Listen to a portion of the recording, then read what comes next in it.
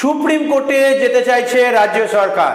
আমরা প্রত্যেকেই জানি যে এসএসসির নিয়োগ দুর্নীতি মামলার যে রায় দেওয়া হয়েছে সেই রায়ের বিরুদ্ধে, সেই রায়কে চ্যালেঞ্জ করে সুপ্রিম কোর্টে যেতে চলেছে রাজ্য সরকার।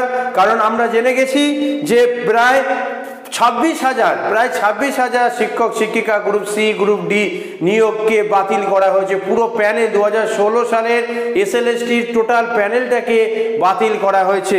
তো বলা হয়েছে কি না, 5,000 জনের জন্য কেন প্রায় 26,000 জনের চাকরি বাতিল করা হবে। সেই জন্য শীর্ষ আদালতে যেতে চাইছে রাজ্য সরকার।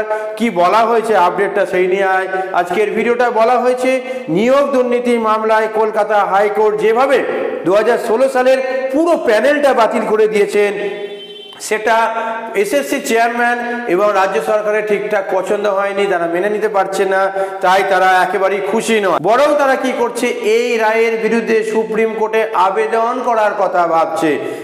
তেমনই কথা জানানো হয়েছে এবং সেটা আগেও আমাদের এসএসসি চেয়ারম্যান সিদ্ধার্থ মজুমদার মহাশয় জানিয়ে দিয়েছিলেন।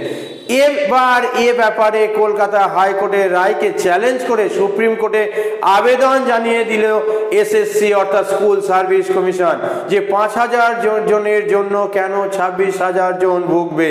এই 5,000 জন কারা সেটা আমরা প্রত্যেকেই জানি, যে অবৈধভাবে নিয়োগ পেয়েছিল এই 5,000 জন।